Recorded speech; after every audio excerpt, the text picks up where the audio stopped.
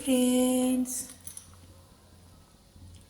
ভাত আর আলু সেদ্ধ হচ্ছে। নতুন আলু গোবিন্দ রাধারানীর সেবায় লাগবে। মাটির হাঁড়িটি আজই নিয়ে এলাম। বলেছিল ঠান্ডা জলে 15 মিনিট ডুবিয়ে রাখতে, তারপরে রান্না করতে।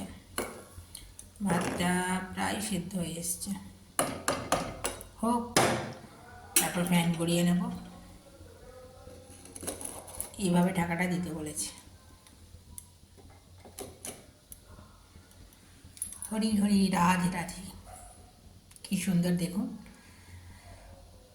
গোবিন্দ রাধারানী শত দুঃখ কষ্টের মধ্যেও মনে অফুরন্ত আনন্দ দেয়, সব কিছু ভুলিয়ে দেয়। সারাদিন নানা কাজের মধ্যে থাকি, রাত্রে তাকে শয়ন করিয়ে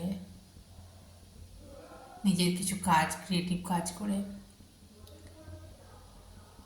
ভালো কিছু শ্রবণ করি। তারপর কখন যে ঘুমিয়ে যায় বুঝতেই পারি না। আবার সকালে উঠে কাজ, ঠাকুরের কাজ, ঘরের কাজ। এইভাবে কি সুন্দরভাবে জীবনটাকে এগিয়ে নিয়ে যাচ্ছে। ভেঙে পড়লেও সোজা হয়ে দাঁড়াতে সাহায্য করে।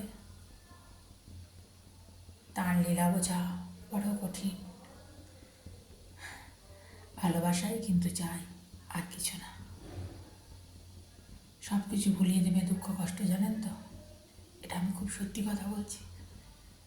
নানা রকম কাজের মধ্যে যুক্ত করে দেবে, বুঝতেই পারবেন না।